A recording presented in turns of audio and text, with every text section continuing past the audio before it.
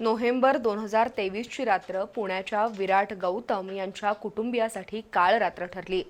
गोव्याहून पुण्याकडे जाणाऱ्या आराम बसचा कोल्हापूर जवळच्या पुईखडी घाटात अपघात झाला।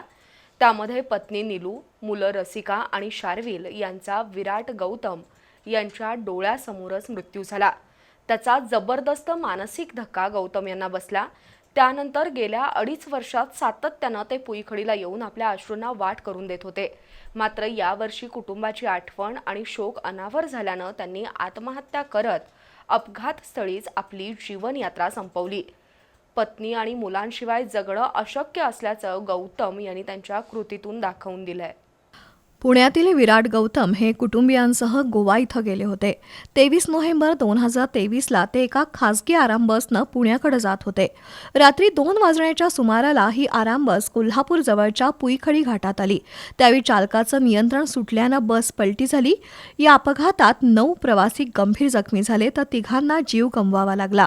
जखमी झालेल्या विराट गौतम यांच्या डोळ्यासमोर त्यांची पत्नी नीला, मुलगी रसिका आणि मुलगा शर्विल यांचा मृत्यू झाला। या गोष्टीमुळे विराट गौतम यांना जबर मानसिक धक्का बसला। अंत्यविधी आटोपून विराट गौतम पुण्यातील घरी गेले। मात्र त्यांना सातत्यानं कुटुंबाची आठवण सतावत होती। ते नित्य नियमानं कोल्हापुरात यायचे। पुईखडी घाटातील त्या अपघातस्थळी जाऊन आपल्या अश्रूंना वाट करून द्यायचे। अपघातस्थळी 3 हार अर्पण करून ते निघून जायचे। असं बऱ्याचदा घडलं। स्थानिक नागरिक, व्यावसायिकांना त्यांच्याबद्दल माहिती होती। यावर्षी 10 मे रोजी विराट गौतम कोल्हापुरात आले।